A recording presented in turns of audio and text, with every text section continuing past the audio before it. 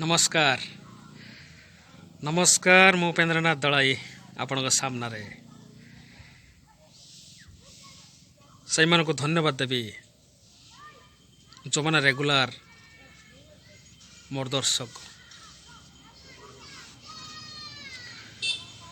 जो मैंने रेगुलर ही सत्य कथा को जानापी जो मैंने व्यग्र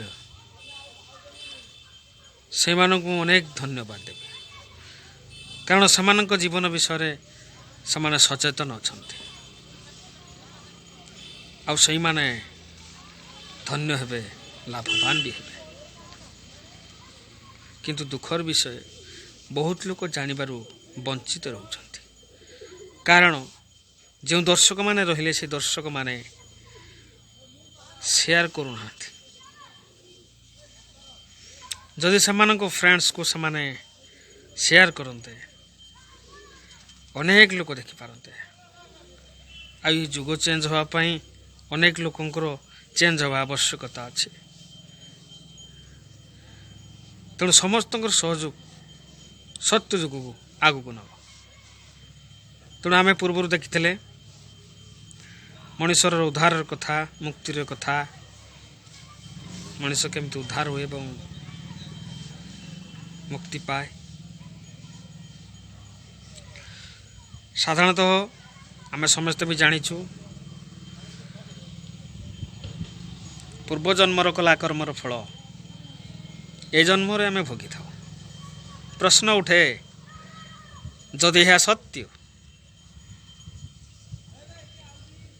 यह चिरंतन ताले पूर्वजन्मटा आमर तो निश्चित मनुष्य जन्म ही थी पूर्वजन्मर कर्मटा जदि ए जन्म आम पाइबा भोग करिबा ताले पूर्वजन्मटा मनुष्य जन्म निहाती हिथिबो तबे अन्य पशुपक्षी कथा कह जाउछि केमिति हेइथिबा कथाटा ही सत्य पूर्वजन्मर कर्मफल ए जन्म में भोगिबा पाई बाध्य पूर्वजन्मटा कौन ये लगातार जस्ट पूर्वजन्म नुह पूर्वजन्म जिते बड़े आम मनुष्य जन्म थिले 84 लाख शरीर अतिक्रम पूर्व जिते बड़े भी थिले मनुष्य ही तो थिले ना कोटी कोटी वर्ष है मोर आत्मा अच्छी आज कौन नुआ कि तेणु बहुबार मनुष्य जन्म भी होती से पूर्व मनुष्य जन्म हवाटा समयटा जो कुकर्म जो अपकर्म जो मंदकर्म करी थाउ तार फलाफलटा परवर्ती मनुष्य जन्म सेटा मिलता है आ सेटा होछि एही भली पूर्व जन्मर कर्मफल तार अर्थ नुहे जस्ट पूर्वटा मनुष्य होइथिबे मनुष्य बापर पूर्व मनुष्यर कर्मफलटा देखा जाए से अनुसार फल प्राप्ति होता है किंतु जिते बड़े उद्धार कथा आसे जिते बड़े प्रकृति पंचमहाभूत से लोकटा को उद्धार कथा उद्धार पाई चेष्टा करती परमात्मा दृष्टिटा पड़ी थाए एवं से दृष्टिटा जदि 24 घंटिया हो जाए सबुदिन जो तांको दृष्टिटा सब समय पड़े अर्थात 24 घंटिया ही थाए केमती हम ना से व्यक्ति जदि परमात्मा को आचरण रे सिद्ध होई थाए परमात्मा जहाँ कहते कंटा कंटा पालन करे प्रति मुहूर्त कथा मन पड़ुथबो नहीं व्यस्त विव्रत तांको नहीं उत्साह तांको नहीं गौरवान्वित एवं तांको नहीं धन्य चिंताधारा सब मनुष्य थिबो एवं बुकु फाटी जाउथबो आनंद रे गदगद होउथबो से भली व्यक्ति इनकर हृदय सिंहासन रे परमात्मा विराजमान करती बसंती आ जिते बड़े गोटे मनीष तार हृदय सिंहासन में परमात्मा को बसई दिए सेतेबेले सेटा 24 घंटी आई जाए।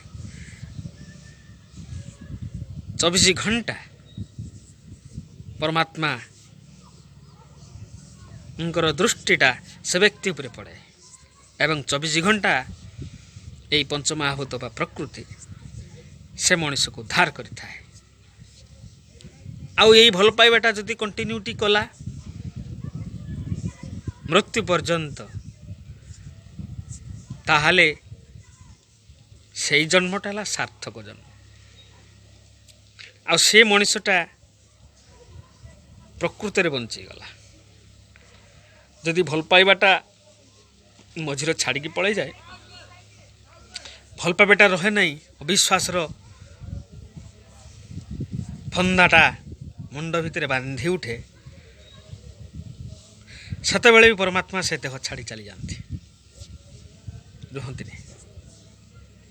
तेणु परमात्मा हृदय सिंहासनटा जदि परमात्मा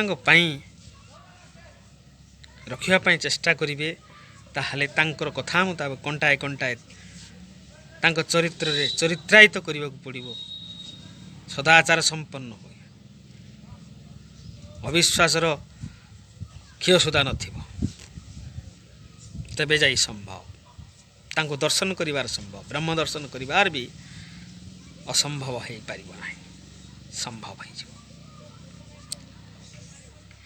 तेणु तांको ए हृदय सिंहासन एकमात्र गोटे सिंहासन आ से सिंहासन केवल परमात्मा को ही बसवा पड़ो।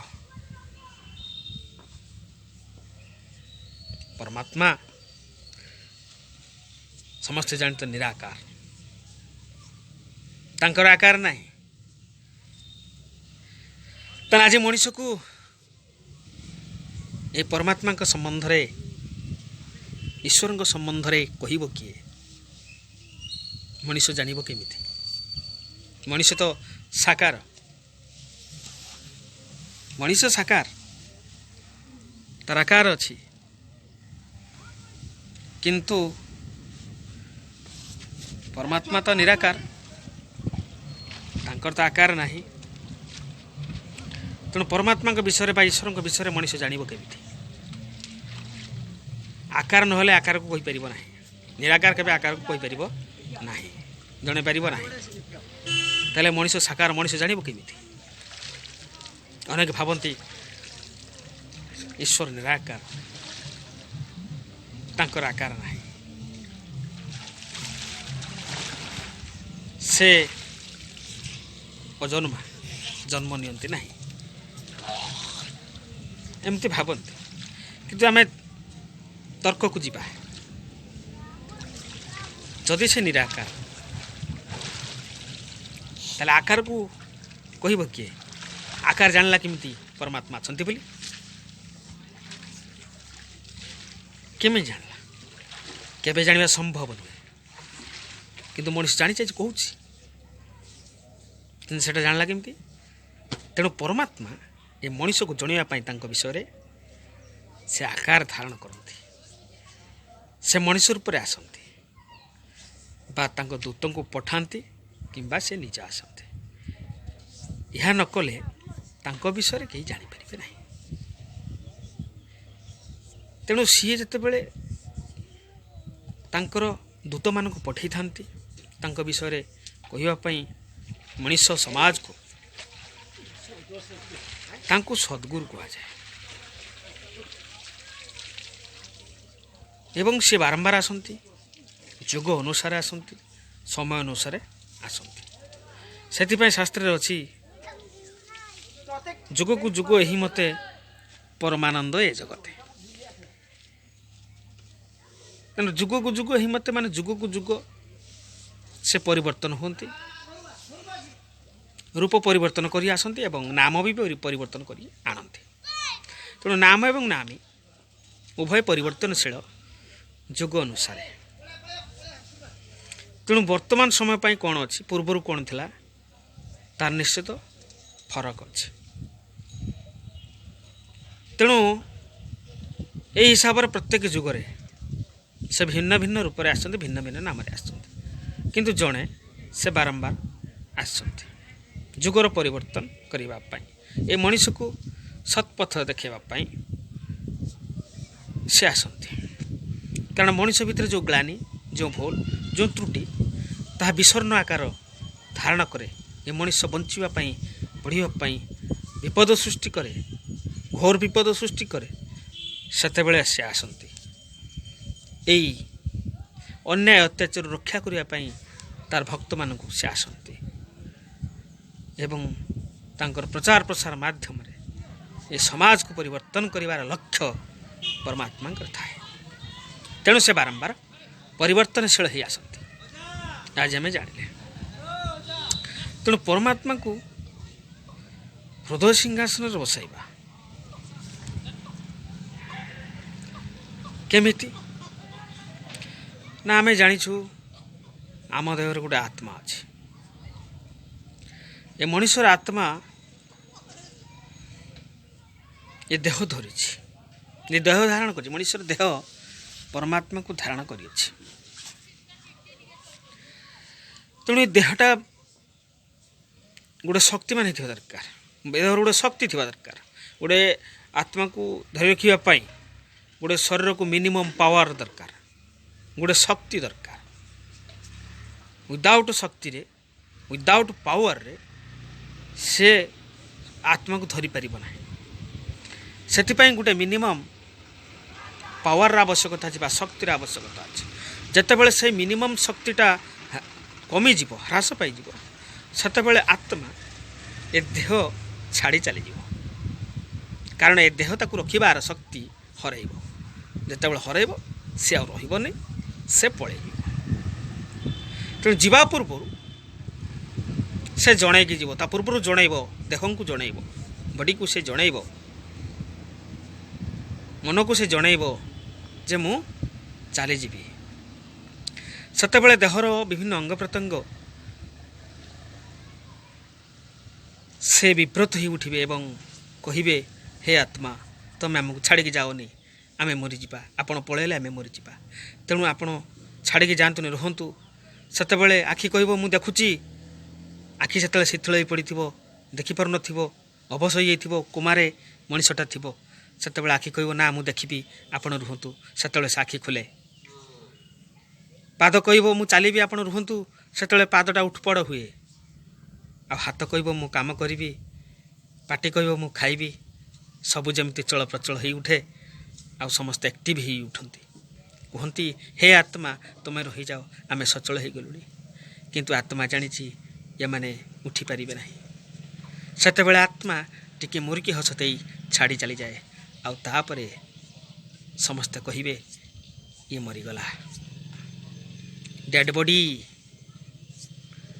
ତେଣୁ ମିନିମମ୍ ଶକ୍ତି ଦରକାର ଆତ୍ମାକୁ ଧରିବା ପାଇଁ, ରଖିବା ପାଇଁ ମଣିଷ ଦେହରେ। ଠିକ୍ ସେଇଭଳି ଯେତେବେଳେ ପରମାତ୍ମା ସେଇ ହୃଦୟ ସିଂହାସନରେ ବାସ କରିବେ, ଯେ ଚେଷ୍ଟା କରିବେ ରଖିବା ପାଇଁ ପରମାତ୍ମାଙ୍କୁ ତାର ହୃଦୟ ସିଂହାସନରେ, ଆତ୍ମା ତ ରହିଛି, ଆଉ ତାପରେ ପରମାତ୍ମା ରହିବ। ଯଦି ଆତ୍ମା ଏତିକି ଶକ୍ତି ଦରକାର ମିନିମମ୍, ତେଣୁ ପରମାତ୍ମା ରହିବା ପାଇଁ ବା ବାସ କରିବା ପାଇଁ ବା ବସିବା ପାଇଁ ତାହେଲେ କେତେ ଶକ୍ତିର ଆବଶ୍ୟକ ନ ପଡ଼ିବ। ସେଥିପାଇଁ ପରମାତ୍ମା ପରୀକ୍ଷା ଦିଅନ୍ତି। ପ୍ରକୃତରେ ଇଏ କେତେ ଶକ୍ତିମାନ। ବିନା ଶକ୍ତିମାନରେ ସେ କାହାରି ପାଖରେ ସେ ବସିପାରିବେ ନାହିଁ। କାରଣ ଶକ୍ତିହୀନ ମଣିଷ ପରମାତ୍ମାକୁ ସହିପାରିବ ନାହିଁ, ଧରିପାରିବ ନାହିଁ। ସେଥିପାଇଁ ତାକୁ ବହୁତ ଶକ୍ତିର ଆବଶ୍ୟକତା ଅଛି, ବୀର ପୁରୁଷ ଭଳିଆ। ସେଥିପାଇଁ ହନୁମାନଙ୍କୁ ବୀର ପୁରୁଷ କୁହାଯାଏ, ବୀର ହନୁମାନ। ସେ ଶକ୍ତିମାନ। ତେଣୁ ଯେଉଁମାନେ ଶକ୍ତିମାନ ସେଇମାନେ କେବଳ ପରମାତ୍ମାକୁ ତାଙ୍କ ଦେହ ଭିତରେ ସେ ରଖିପାରିବେ। ତେଣୁ କିଏ ସେ ଶକ୍ତିମାନ, କାହାର କେତେ ଶକ୍ତି ଅଛି, ସେ ଶକ୍ତିକୁ ମାପ କରନ୍ତି ପରମାତ୍ମା। କେମିତି ମାପ କରିବେ ନା, ପରମାତ୍ମାଙ୍କର ଯେ ସତ୍ ପଥର ଚଲା, ଅସତ୍ ନିରୁଦ୍ଧି, ଅକପଟ, ସଦାଚାର ସମ୍ପନ୍ନ ଯିଏ ହେବ, ଅନ୍ୟାୟକୁ ଯିଏ ବିରୋଧ କରିବ, ତାପରେ ଆସିବ ନିର୍ଯାତନା, ତାପରେ ଆସିବ ଦଣ୍ଡ, ତାପରେ ଆସିବ ଘୃଣା, ତାପରେ ଆସିବ ଭର୍ତ୍ସନା, ବିଭିନ୍ନ ପ୍ରକାର କଷ୍ଟ। ଏବଂ ଏତେ କଷ୍ଟ ଆସିବ, ଏତେ ଯନ୍ତ୍ରଣା ଆସିବ, ଏତେ ଅସହ୍ୟବୋଧ ଆସିବ, ସେ ଧସ୍କି ଯିବ, ରହିଯିବ। ତେଣୁ ସିଏ କିନ୍ତୁ ସେଇ ପରମାତ୍ମାଙ୍କର ହୃଦୟ ସିଂହାସନରେ ବସିବାର ଯୋଗ୍ୟତା ନାହିଁ। ଯେ ସମସ୍ତ ସହ୍ୟ କରି ସତ୍ୟ ପଥରେ ଚାଲିବ, ଯେତେ କଣ୍ଟା ଆସୁ ସେ ଅନ୍ୟାୟକୁ ସହ୍ୟ କରିପାରିବେ, ମାନେ ଅନ୍ୟାୟକୁ